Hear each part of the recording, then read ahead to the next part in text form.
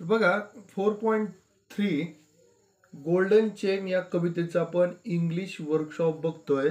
त्यामध्ये पहिला प्रश्न आहे, write the name of your closest true friend vertically and prepare a acrostic using every letter in the name. ठीक आहे. तर पहा आपल्या म्हणजे तुमच्या एका जवळच्या मित्राचं नाव या ठिकाणी लिहायचं आहे आणि त्यामध्ये असणाऱ्या प्रत्येक शब्दांचा अर्थ तुम्हाला लिहायचा आहे. आणि त्यासाठी तुम्ही पेज नंबर 73 वरची जी वर्ल्ड प्लेची ॲक्टिव्हिटी होती त्याचं तुम्ही सहाय्य घेऊ शकता. तर या ठिकाणी आपल्याला रितेश या शब्दाचा अर्थ त्यांनी दिलेला आहे. आर म्हणजे रिलायबल, आय म्हणजे इन्स्पायरिंग, टी म्हणजे ट्रस्टवर्थी, ई म्हणजे एनकरेजिंग, एस म्हणजे सपोर्टिव्ह आणि एच म्हणजे हार्ड वर्किंग. ठीक आहे. तर या ठिकाणी आपण उदाहरणार्थ शाकिब या शब्दाचा अर्थ समजून घेतलेला आहे. तर N stand for sincere, H stand for healthy, A stand for active, K stand for kind, I stand for intelligent, B stand for brave. ठीक आहे.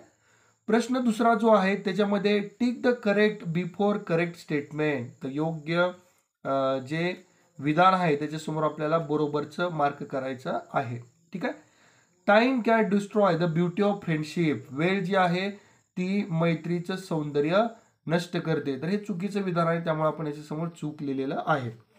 Friendship cannot be bought or sold. मैत्री जी आहे ती खरेदी करता येत नाही किंवा विकता येत नाही, हे बरोबर विधान आहे.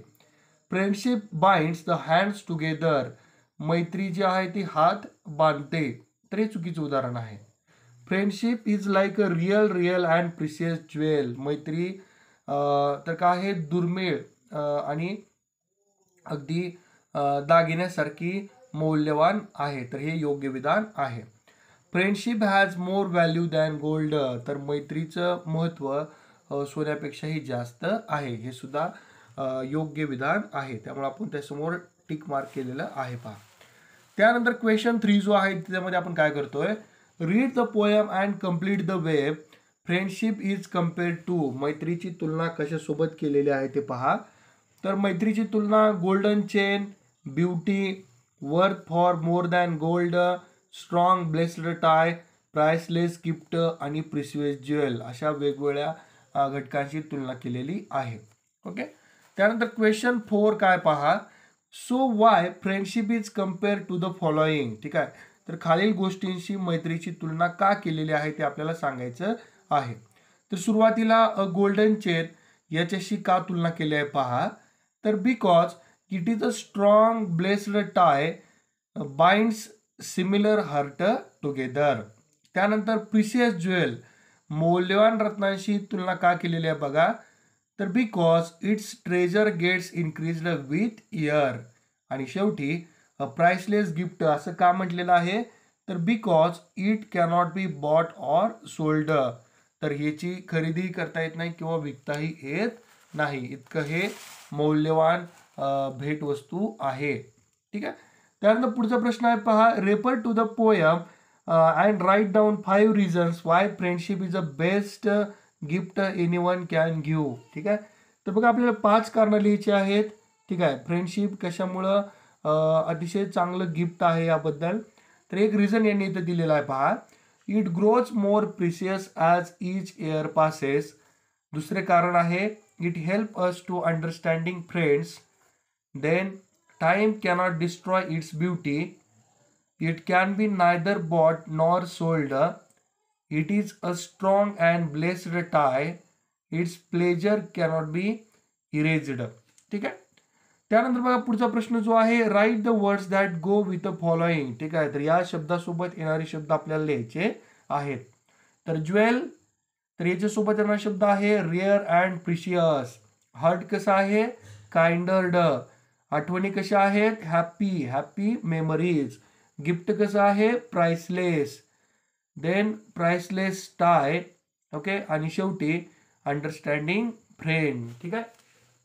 तर पहा तर या ठिकाणी आपल्याला ज्या टाय जो आहे तो या ठिकाणी स्ट्रॉंग अँड ब्लेस्ड असेल बरं का. या ठिकाणी स्ट्रॉंग अँड ब्लेस्ड हे लक्षात घ्या.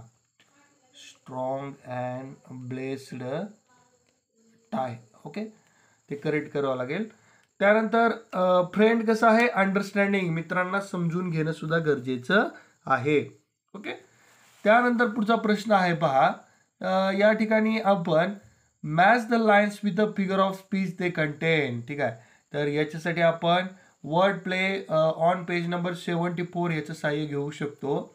तर सुरुवातीला friendship is a golden chain हे जे वाक्य आहे ते मेटाफोर या अलंकाराचं उदाहरण आहे, त्यामुळे योग्य पर्याय बी असेल. That cannot be bought or sold, तर ह्याचं योग्य पर्याय आहे D, that is antithesis figure of speech. And like a rare and precious jewel, तर ह्याचं योग्य उत्तर आहे सिमिली, ऑप्शन ए. फार ॲज लॉंग मेमरी लाईव्स, तर याचं योग्य उत्तर आहे मेटाफोर हा अलंकार असेल. आणि शेवटी for friendship is a priceless gift, तर याचं योग्य उत्तर असेल ॲलिट्रेशन हा अलंकार आहे. ठीक आहे, त्यानंतर पुढचा प्रश्न आहे पहा. Think on your own and say why true friendship can be compare to the following. ठीक आहे, तर खाली काय उदाहरण दिलं आहेत पहा, याच्याशी खऱ्या मैत्रीचं कशा पद्धतीनं तुलना करता येईल ते आपल्याला सांगायचं आहे. तर सुरुवातीला अँड एव्हरग्रीन फॉरेस्ट, सदाहरित वन, असं याच्याशी तुलना का केलेली आहे, तर तिचं रिझन काय पहा, की सदाहरित वन जे आहे ती कधीही सुकत नाहीत, ते नेहमी ताजेतवाने असतात. True friendship is like an evergreen forest as it never fades. तर दुसऱ्या ठिकाणी अँड एव्हर फ्लोईंग रिव्हर याच्याशी ट्रू फ्रेंडशिपची तुलना केलेली आहे, तर त्याचं रिझन काय पहा, because it suffers a lot to help people selflessly. त्यानंतर तिसरं आहे रेनबो आफ्टर हेवी रेन्स. ठीक आहे, तर मुसळधार पावसानंतर दिसणारं इंद्रधनुष्य याच्याशी मैत्रीची तुलना का केलेली आहे पहा, तर त्याचं रिझन आहे because it has different colours and shade. ठीक आहे, तर पहा धड्याच्या शेवटी काय म्हणलेलं आहे, think and develop a story that leads to the conclusion a friend in need is a friend indeed. तर या शीर्षकाच्या आधारावरती आपल्याला एक गोष्ट लिहायची आहे. तर या ठिकाणी मी संक्षिप्त रूपामध्ये एक गोष्ट दिलेली आहे पहा. तर फॅट अँड थिन असे दोन फ्रेंड आहेत, तर ते अगदी क्लोज फ्रेंड आहेत.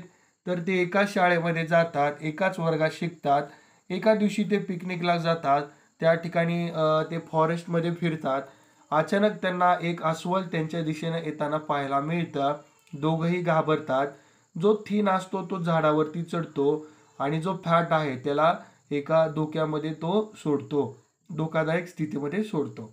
ठीक आहे, आणि फॅट जो आहे त्याला एक कल्पना येते, तो जमिनीवरती पडून राहतो. त्या ठिकाणी अस्वल येतं आणि त्याला वाटतं की तो डेड आहे आणि अस्वल त्या ठिकाणाहून निघून जातं. आणि त्यानंतर थिन जो आहे परत येतो आणि त्याला विचारतो की अस्वल तुझ्या कानात काय म्हणालं, तर तो त्याला सांगतो की फेक फ्रेंडपासून दूर राहा. आणि ह्या गोष्टीतून आपल्याला एकच जो कन्क्लुजन आहे ते काय आहे, अ friend in need is a friend in deed.